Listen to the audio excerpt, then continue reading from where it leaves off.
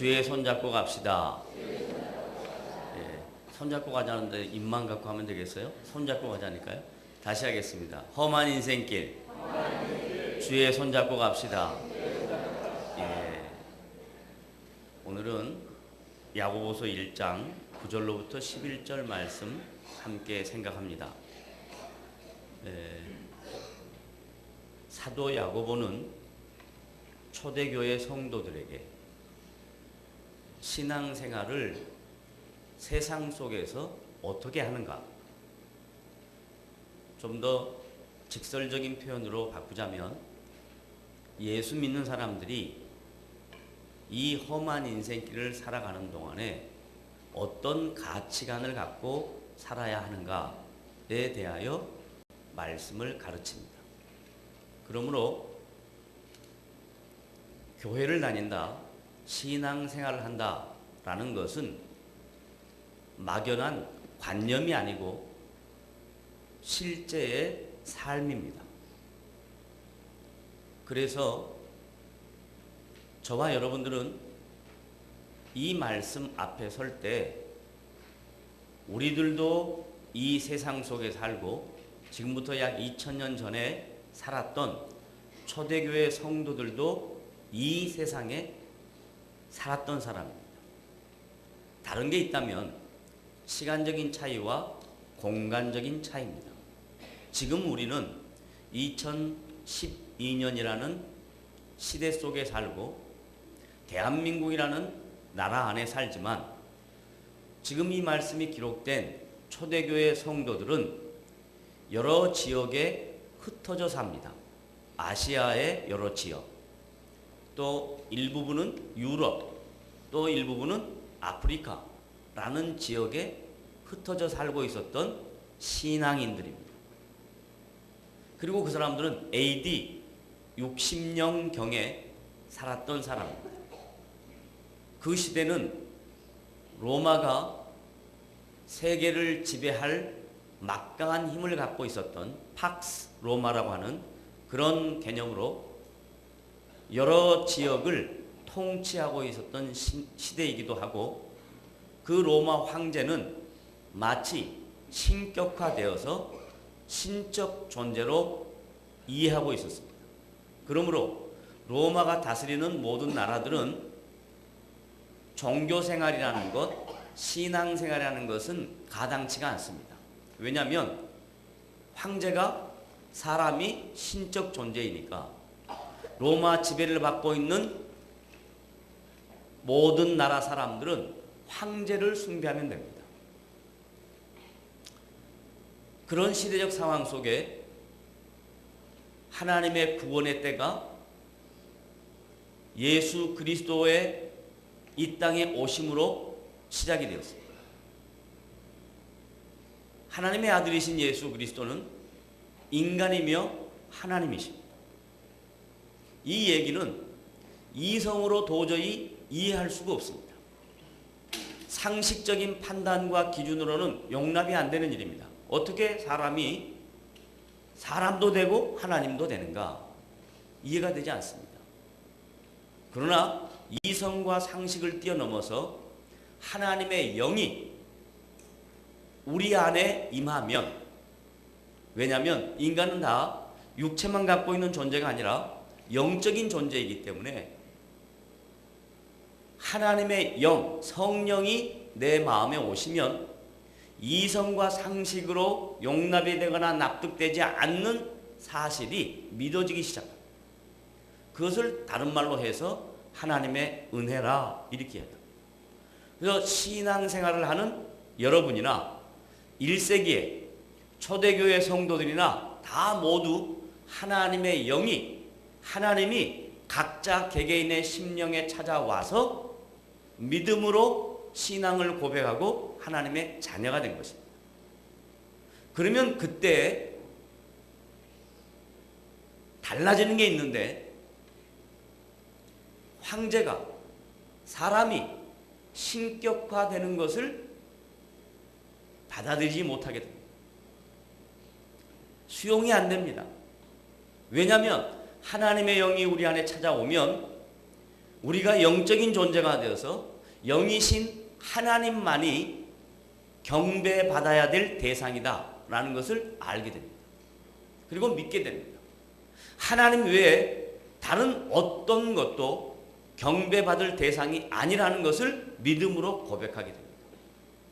그래서 초대교회 성도들은 그런 믿음으로 교회 생활을 하는데, 신자답게 이 세상에 사는데 로마 정부가 그것들을 가만두지 않습니다.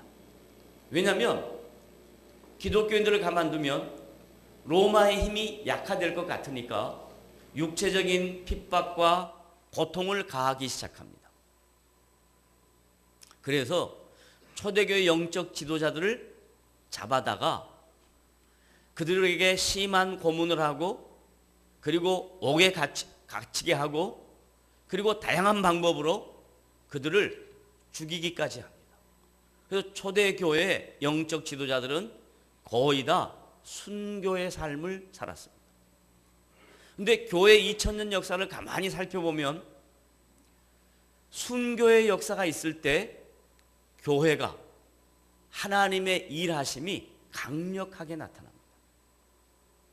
만약에 초대교회를 이끌었던 영적 지도자인 베드로나 바울이나 요한이나 이런 주의 종들이 편안한 삶을 살았다면, 세상의 권력가들처럼 다른 사람을 힘들게 하고 자기들이 그 부를 추구하고 안일한 인생을 살았다면 기독교는 전 세계에 이렇게 확장되지 못했을 것입니다. 아이러니하게 초대교회 영적 지도자들은 전부 다 핍박을 받고 고난을 받고 그리고 순교를 당하는 그런 어려운 인생을 살았습니다. 그럼에도 불구하고 오늘 찬양대 가사처럼 험한 인생길을 가는데 그들은 그 험한 인생길을 혼자 가지 않았습니다. 주님의 손을 붙잡고 갔습니다. 주님의 손이 눈에 보이지 않지만 믿음으로 주님의 손을 붙잡고 한 걸음 한 걸음 자기들의 인생 앞에 있는 어려운 삶의 과정들을 헤쳐나갔습니다. 그래서 교회가 생겼습니다. 예루살렘으로부터 시작해서 안디옥으로 그리고 여러 지역에 교회가 생기는데, 보편적으로 교회는 지금처럼 이런 건물이 있는 교회가 아니라 초대교회는 대부분 가정 단위의 교회였습니다. 가정교회였습니다. 가정교회. 그러니까 많이 모일 수 있는 공간적 시설이 부족하죠. 그리고 많은 인원이 없기 때문에 서로가 서로를 잘 아는 사이입니다. 대부분 교회에 왔던 사람들은 보편적으로 하층 계급입니다. 노동자들입니다. 어려운 인생을 사는 사람입니다. 왜냐하면 예수님이 누구의 친구였냐면 세리, 그 당시 많은 사람들에게 손가락질 당했던 사람, 창기, 윤리적으로 도덕적으로 많은 사람들 앞에 지탄을 받았던 사람, 이런 사람의 친구가 되셨습니다. 그리고 초대교회 구성원들은 대부분 노동자 계급, 하층 계급, 종의 신분이었습니다. 그들이 교회 대부분의 구성원입니다. 그런데 그 안에 간혹 하나님은 그런 사람만 불러내시는 것이 아니라, 예를 들면 사도행전 10장에 코넬리우스라고 하는 역사적 인물입니다. 로마의 군대 백부장 같은 군대 장관, 그런 사람도 예수를 믿는단 말이에요. 약 80%, 90%가 하층 계급이고 노동자 계급이라면 10%, 20%가 그 당시 사회 지배계층, 그런 사람들이 교회 안에 있습니다. 그러니까 당연히 교회 안에 이 계층 간의 갈등이 있을 수밖에 없습니다. 교회가 세상 속에 있으니까요. 주일날 예배를 마치고 월요일부터 토요일까지 살아가는 그들의 삶 속에 지배계층은, 자유자는 마음껏 활보하고 마음껏 자기를 하는데 종들은 그럴 수 없단 말이에요. 주인의 눈치를 봐야 된다. 뿐만 아니라 다양한 제도적이고 상황적으로 어려운 환경 중에 있으니까 이 교회 안에 있는 구성원들끼리 계층 간의 갈등이 생깁니다. 그 계층 간의 갈등은 신분적인 것과 경제적인 것과 그 다음에 사회생활하는 데 꼭 필요한 권위적인 것들, 이런 다양한 것들로 인해서 갈등이 생깁니다. 분명히 교회는 하나님의 통치는 모든 사람이 하나님 앞에 다 동등한데 그가 어떤 계층이든 관계없이 하나님을 모르면 죄인이었고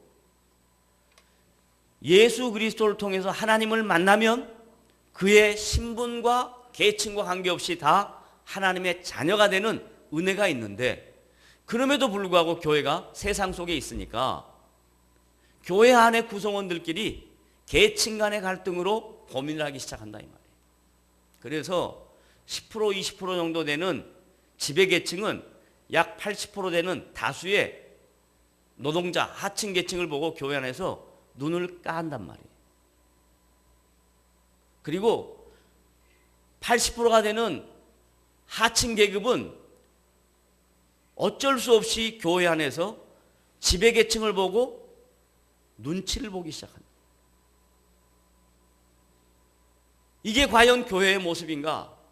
라고 사도 야고보가 초대교회 성도들에게 성경에서 요구하는 교회의 모습은 세상에서 신분이나 계층 때문에 높고 낮음이 존재하는 그런 세속적 가치관은 교회 안에 용납이 안 된다라고 얘기해요.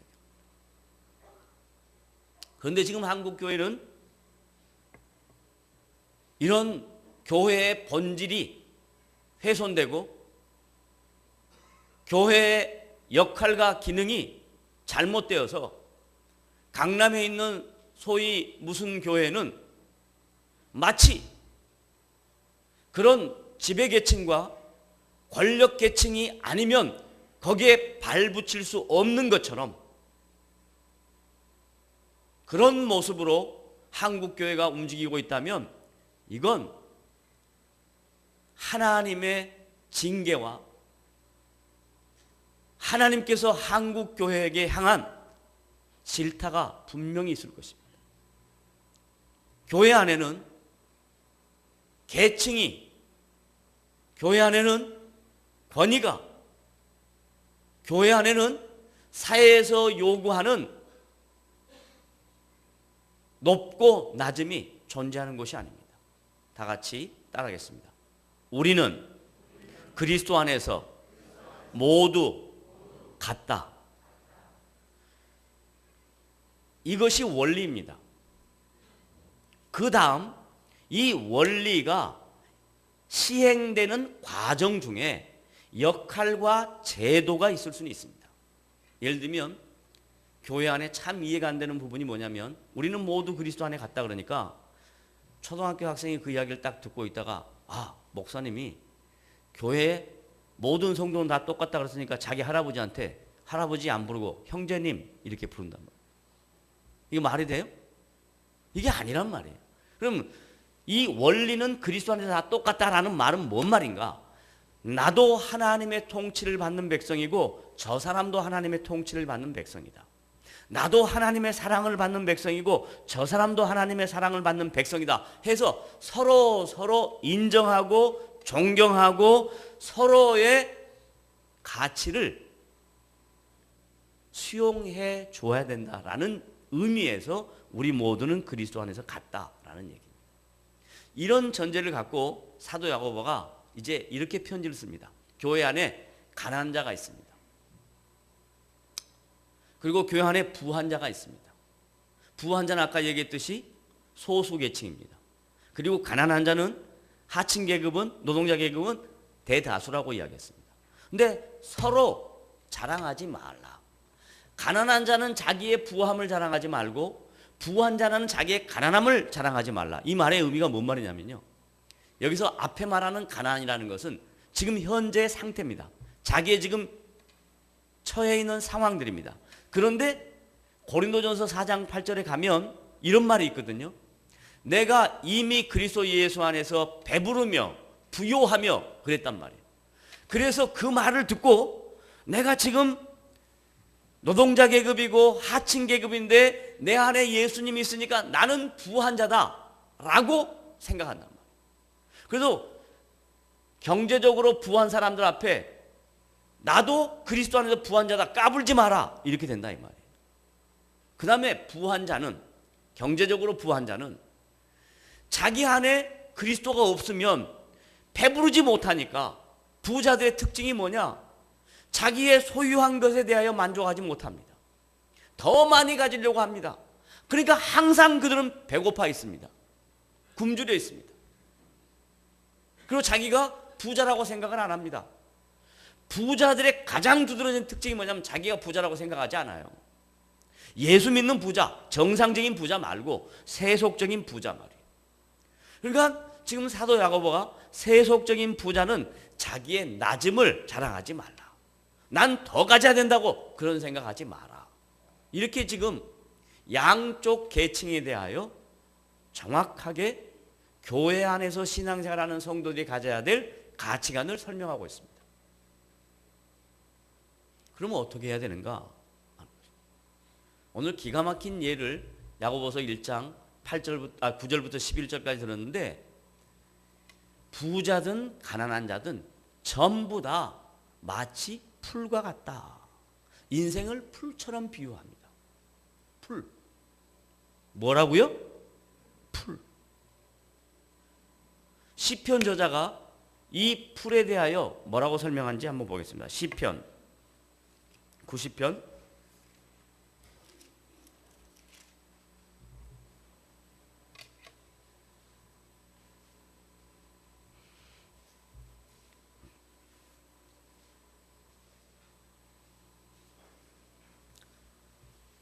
'인생에 대하여 시간에 대하여 시편 저자인 모세가 90편 3절부터 6절까지 인생에 대하여 논합니다. 시편 90편 3절 다 같이 읽습니다. 시작. 주께서 사람을 티끌로 돌아가게 하시고 말씀하시기를 너희 인생들은 돌아가라 하셨사오니 주의 목전에는 천년이 지나간 어제 같으며 밤에 한순간 같을 뿐입니다. 자, 먼저 정리합시다. 천년이라는 시간이 얼마와 같다고요? 지나간 어제 같고 이미 지나가 버렸단 말이에요. 그 다음에 또 뭐라 그래요? 한순간 같다라고. 천년이라는 시간이, 이건 시기 때문에 과장법을 썼습니다. 다른 말로 말하면 시간이라는 건 이렇게 빨리 지나간다라는 이야기예요. 시간 앞에 장사가 없다라는 얘기입니다. 그 다음 5절 다 같이 시작. 주께서 그들을 홍수처럼 쓸어 가시나이다. 그들은 잠깐 자는 것 같으며 아침에 돋는 풀 같으니다. 자, 성경을 기록한 성경의 저자들은 전부 인생이라는 시간을 뭘로 비유했다고요? 풀. 잠깐 있다가 없어지는 것과 같은 것으로 얘기합니다. 그러니까 잠깐 사는 세상 동안에 좀 부하다고 해서 가난한 자들을 멸시하면 안 된다라는 이야기고, 이 풀과 같은 인생을 살면서 내가 없다고 해서 저 부자들 때문에 가슴 아파하면 안 된다라는 얘기입니다. 이 놀라운 진리만 발견해도 여러분이 사는 인생 속에서 이 부와 빈에 대하여, 빈부의 격차에 대하여 예수를 제대로 믿으면 이 문제로 인하여 크게 갈등하지 않게 될 텐데, 교회는 열심히 다니고 신앙생활을 오래 한다고 하는데 아무것도 아닌 빈부에 대한 문제 가지고 마음에 상처를 입고, 저 사람이 조금만 나보다 낫다라고 생각하면 마음에 갈등을 갖고, 그리고 뭔지 모르게 열등감에 빠져서 그 열등감으로 인하여 헤어나오지 못하는 그런 신자들의 모습은 지금 성경에서 가르치는 가장 기본적인 인생의 원리, 신앙의 원리, 삶의 원리, 인생은 풀과 같다 이 말이에요. 부에 대한 이야기만 하는 게 아닙니다. 나이 든 어른들, 그 다음에 철 모르는 아이들 다 똑같습니다. 철 모르는 아이들은요, 아무것도 생각을 못해요. 그리고 영원하게 살 걸로 이렇게 생각합니다. 저도 10대 생활이 지금도 엊그제처럼 기억이 나는 거예요. 그런데 벌써 40년의 시간이 쑥 지나가 버렸어요. 여러분도 똑같을 것입니다. 신자들의 가치관 중에 가장 중요한 게 뭐냐? 인생이 무엇인가 하나님 앞에. 풀과 같은 인생이니 내 인생에서 자랑할 것들을 찾지 말고, 만약에 내가 부하다면 나보다 못한 사람들을 어떻게 이해하고 배려하고 섬길 것인가 생각하고, 내가 상대방보다 빈하다면 그것으로 인하여 열등감을 갖지 말고 내 안에 계신 그리스도로 말미암아, 내 안에 계신 주님으로 말미암아 삶의 위로와 평강을 얻으시라 이 말입니다. 이 부분이 우리 안에 정리가 안 되니까 아무것도 아닌 것 같고 갈등하고 근심하고 걱정하고 문제로 생각하고 산다 이 말이에요. 자, 그 다음 뭐라고 하는지 봅시다. 6절, 시편 90편 6절 다 같이 읽습니다. 시작. 푸른 아침에 꽃이 피어 자라다가 저녁에는 시들어 마르나이다. 아침에 잘 나갔다가 저녁에 어떻게 된다는 거예요? 그래서 고수업을 쳐보면 이런 말을 해요. 끝발은 영원하지 않다 그러는 거예요. 예? 첫 끝발은 개 끝발이야 그러는 거예요. 그게 뭔 말인 줄 아십니까? 하나의 게임이지만 이 게임이 계속해서 잘 나갈 수 없다 이 말이에요. 이 진리를 딱 깨달으면, 예? 이 진리를 딱 깨달으면 인생을 사는데 좀 넉넉해질 수가 있습니다. 제가 참 말도 안 되는 목사가 이런 이야기를 해도 될지는 모르겠지만, 제가 저의 아픈 건 아니죠. 뭐 그건 뭐 그까지 거. 제가 87년도인가 강도사 시험 준비를 하는데, 대부분 다른 분들은 다 기도원에 가서 강도사 시험 준비를 했습니다. 그게 맞잖아요? 기도원 가서 해야 되는 게. 저는 우리 멤버들을 데리고 어떤 분이 도움을 줘서 우리나라에서 제일 좋은 호텔이 어딘지 아십니까? 저 강변에 있는 워커힐 호텔에, 그리고 거기에 이 뭐죠? 호텔이 아니고 거기 무슨 이런 그 방갈로 같은 기가 막힌 곳을 빌려주셔서 거기서 우리 전도사님들이 평생 한 번도 가보지 못할 곳에 가서 거기서 강사 준비를 했습니다. 그런데 갑자기 저녁에 다 이제 공부 이렇게 해놓고, 저기 호텔에 가면 빠친코가 있다는데 내국인도 들어갈 수 있다는 곳이라는데 거기를 한번 가보면 어떨까? 갑자기 마음에 발동이 생겼어요. 좋다, 가보자. 20만 원만 딱 갖고 가서 놀다가 오자. 그리고 딱 들어갔습니다. 들어가서 이제 코인을 바꿔가지고 따르륵 따르륵 따르륵 계속 내렸는데 거의 이제 얼마 안 남은 거예요. 에이, 1시간도 못 노는데 20만 원 없어지네. 그리고 마지막 한판 배팅 왕창 빵 하고 쫘르륵 내렸는데 세븐 빠바바 빵 터지는 거예요. 그래가지고 막 코인이 막 그냥 하늘에서 막 떨어지는 거예요. 그럼 대부분 어떻게 한 줄 아십니까? 대부분 거기서 못 일어납니다. 계속 거기다가 또 나올 거라고 생각하고 합니다. 근데 저는 어떻게 할게요? 딱 벨 눌러가지고 딱 오라고 돈 딱 바꿔가지고 샥 나왔습니다. 이 말이 왜 이런 비유를 하는 거냐면, 인생에 살아가는데 어떤 일이 항상 럭키 세븐이 나오는 게 아니다 이 말이에요. 마치 인생은 풀과 같아서 아침에 자라다가 밤이 되면 시들어 버릴 수밖에 없는 게 인생이라 이 말입니다. 그러니까 잘 나갈 때 스톱할 줄 아는 거. 에? 근데 우리는 대부분 그러지 못합니다. 특별히 그리스도인은 더 그럽니다. 왜? 기도하면 된다. 기도하면. 그러면 하나님이 우리 기도만 들어주고 다른 사람의 기도는 안 들어줄까? 제발 그러지 마시고 인생에 대하여 정확한 안목을 가지시기를 바랍니다. 성경은 분명히 우리에게 이야기합니다. 인생은 마치 마른 풀과 같으니 지금 잘 나가고 있다면 정신을 차리십시오. 내가 어떻게 살아야 할 것인가? 지금 못 나간다면 두려워하지 마시고 무서워하지 마시고 하나님 앞에 하나님, 이 험한 인생길 나 혼자 가는 것이 아니라 하나님이 나와 함께 하시니 두려움 갖지 않고 가겠습니다 하는 그런 믿음 있으시기를 주님의 이름으로 부탁을 드립니다. 사도 야고보가 그걸 알았어요. 초대교회 성도들이 조금 잘 나간다고 부한 자들은 더 가지려고 애쓰고 자기의 낮은 것을 자랑하고 없는 자들은 부한 것을 내가 이미 그리스도 예수 안에서 배부렸으니까 자랑하고 이게 아니다 이 말이에요. 이게 아니다. 그럼 뭐냐? 다시 본문으로 가봅니다. 야고보서 1장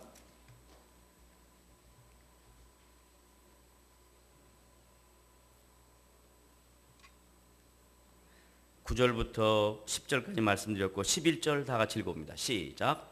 해가 돋고 뜨거운 바람이 불어 풀을 말리면 꽃이 떨어져 그 모양의 아름다움이 없어지나니 부한 자도 그 행하는 일에 이와 같이 세잔하리라. 그러니까 지금 사도 야고보의 관점 속에 초대교회 성도들 중에 소수이지만 지배계층 부한 자들에 대하여 관심이 있어요 없어요? 있습니다. 너희들 시간 좀 지나고 나면 마치 풀처럼 꽃처럼 시들 때가 분명히 올 것이다. 그러니 제발 교회 안에서 의시되지 마라.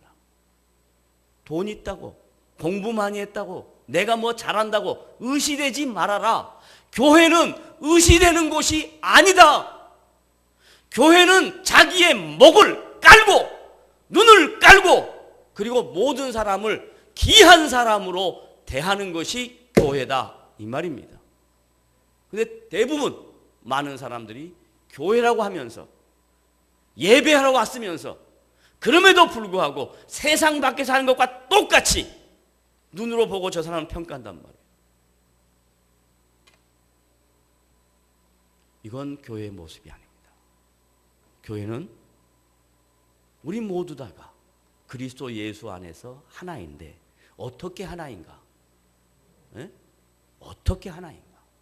의지적으로 우리 의형제 맺자 그렇게 해서 하나인가? 아니면 동호회를 모여가지고 우리 좋아하는 것끼리 모여서 우리는 하나다. 그리고 다른 동호는 너희는 다른 것이다. 이건가? 어떻게 우리가 하나인가? 고린도전서 12장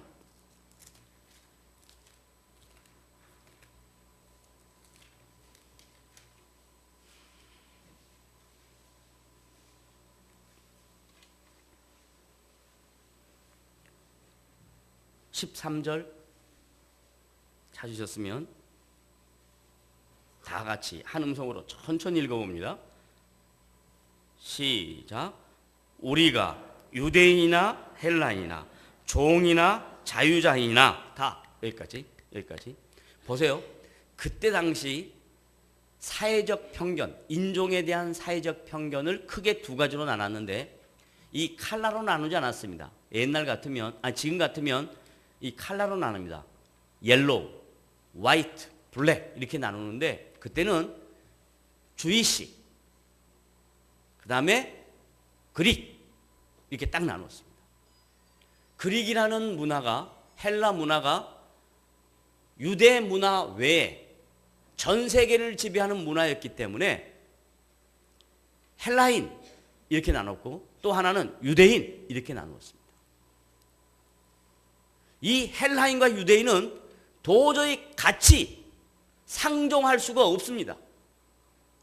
유대인들의 관심 속에 자기들의 선민의식과 자기들만이 하나님의 선택된 백성이라는 것과 언약의 백성이라는 것 때문에 할례받지 않은 이방인을 대표하는 헬라인들은 사람 취급을 안 했습니다.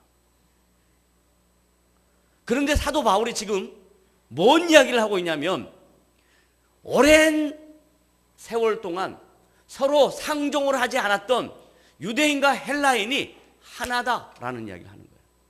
이건 엄청난 센세이션을 일으킬 수 있는, 그 당시 엄청난 문제를 일으킬 수 있는 발언입니다. 유대인이나 헬라인이 다 하나다. 그 다음, 그때 당시 종과 자유자는요, 종은 자유자인 그의 주인에게 자기의 생명 여탈권까지 포함해서 주인이 종의 생명을 마음대로 좌지우지할 수 있었습니다. 그런데 종과 자유자가 다 하나다, 이 말은 그 시대의 모든 가치와 전통을, 질서를 깨버리겠다 이 말이에요. 깨버리겠다. 엄청난 표현입니다. 우리는 지금 이걸 읽을 때 그냥 막연하게 우리가 유대인이나 헬라인이나 종이나 자유인이나 해서 별 볼 일 없는 것처럼 생각될지 모르지만 2000년 전 시대에는 이 말은 엄청난 표현이었습니다.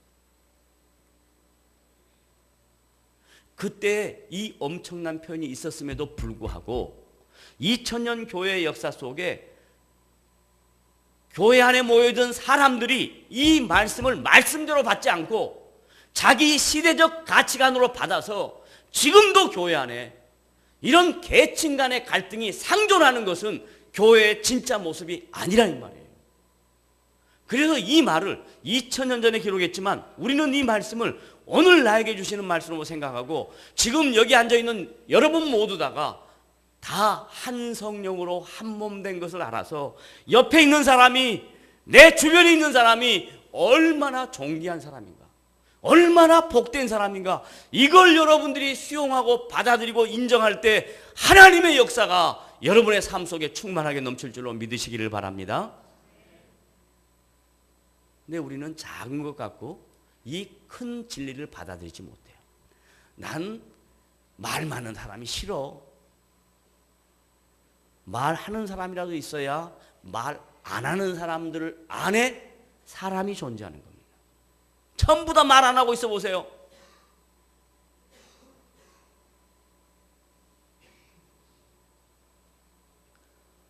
나는 뭐 어떠한 사람이 싫어. 그러면 좋은 사람이 누구예요?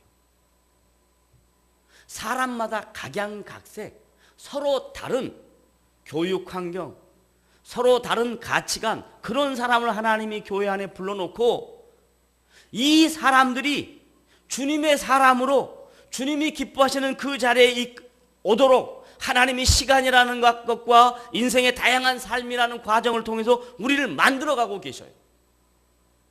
그러니 내가 지금 만들어가는 과정이다라는 것을 알게 되면 저 옆에 있는 사람도, 내 주변에 있는 사람도 지금 만들어져가는 과정에 있구나, 완성된 사람이 아니구나, 이렇게 알아야 되는데 왜 나는 만들어져 가는데 저 사람은 완성돼야 되냐고요? 에? 우리 모두는 만들어져 가는 사람입니다. 그래서 서로 만들어져 가기 위해서 분명하게 고백해야 될 것. 자, 우리가 유대인이나 헬라인이나 종이나 자유인이나, 그 다음 다 같이 시작. 다, 여기다 동그라미 쳐요. 다는 누구를 가리키는 거예요? 유대인, 헬라인. 또 누구? 종이나 자유자. 그 다음에 또 중요한 다, 그 다음 시작. 한 성령으로, 하나 맞습니다만 그것보다 더 중요한 의미는 여기서 말하는 한, 이 말은 유일한 이 말이에요. 오직 이거밖에 없어요. 이거밖에 없어요. 다른 거 없어요. 하나, 둘, 셋 더 있잖아요. 근데 지금 여기서 말하는 한, 이 말은 오직, 다만, 오직, 다른 방법이 없다. 한 성령으로, 하나님의 영으로, 다 한 성령으로 세례를 받아 한 몸이 되었고 또 다 한 성령을 마시게 하셨느니라. 참 기가 막힌 표현이에요. 한 성령으로 뭘 받았다고요? 세례를 받았다. 그 다음에 또 한 성령으로 뭐 하게 하셨다? 마시게 하셨다. 이 말은 신앙생활은 그냥 한 번으로 끝나는 것이 아니라, 여러분 마시는 걸 오늘 한 번만 목마르다 이렇게 마시면 끝납니까? 그거 아니잖아요. 계속 마시잖아요. 계속 마시잖아요. 우리 몸의 수분이 70% 정도니까 이 수분을 보충하기 위해서 계속 마십니다. 마찬가지로 신앙생활하는 성도들이 우리가 다 한 성령으로 세례를 받아 한 성령으로 서로 마시게 하셨습니다. 서로를 알아간다는 거예요. 서로를 알아간다는 거. 과정 중에 있다는 거예요. 완전한 사람으로 끝난 게 아니란 말이에요. 완전한 사람을 향하여, 표대를 향하여 나아가고 있는 과정 중에 있다 이 말이에요. 그러므로 저와 여러분들은 해야 할 일이 뭐냐? 견디고 참고 기다리고 그리고 그를 위하여 기도하고 그리고 나와 다른 사람에 대하여 이해가 넓어지고 배려하고 서로 용납하고 하는 것들이 우리 안에 있을 때 그것을 가리켜 교회라 이렇게 이야기합니다. 세상에서는 그래야 될 이유가 없습니다. 왜? 이익 집단이니까. 나하고 안 맞으면 떠나면 됩니다. 나하고 안 맞으면 안 만나면 됩니다. 나하고 안 맞으면 상종을 안 하면 됩니다.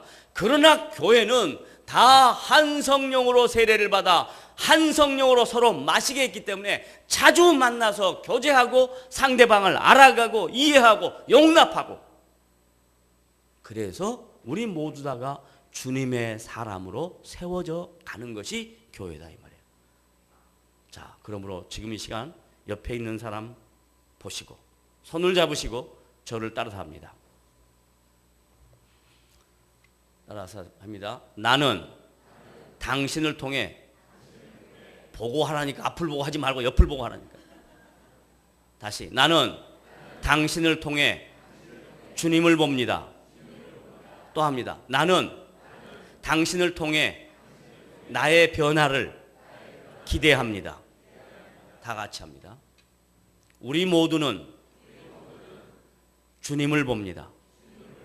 우리 모두는 서로를 위하여 존재합니다.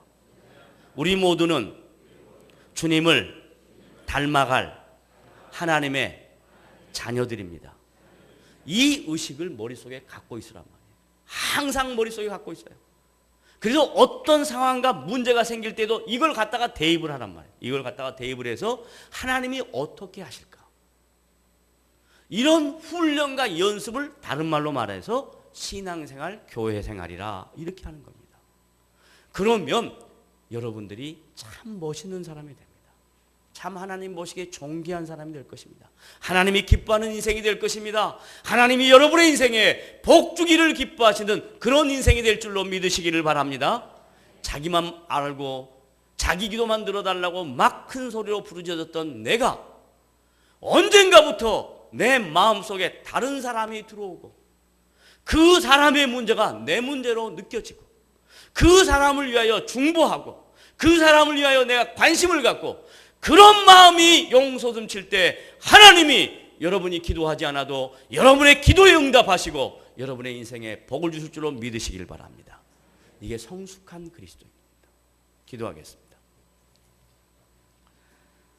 하나님 아버지 감사합니다. 오늘도 우리에게 귀한 말씀으로 우리를 격려하시고 사도 야고보가 그 시대에 도저히 이해되지 않는 상식적으로 용납할 수 없는 이 귀한 말씀들을 기록한 것은 교회가 무엇이며 그리고 성도가 누구이며 그리고 교회와 성도는 누구의 통치를 받아야 하는가 하는 것을 세상의 가치관과 달리 성령으로 말씀을 기록하시고 우리에게 오늘 깨닫게 하셨습니다. 하나님이 이 말씀 듣고 교회 안에 모든 지체들이 한 성령으로 세례를 받아 한 성령을 마시게 했으니 서로 함께 알아가며 이해하며 용납하며 사랑하며 그리고 주님 기뻐하시는 인생들을 사는 복된 성도와 교회가 되도록 은혜를 더하여 주시옵소서. 예수님의 이름으로 기도드리옵나이다. 아멘.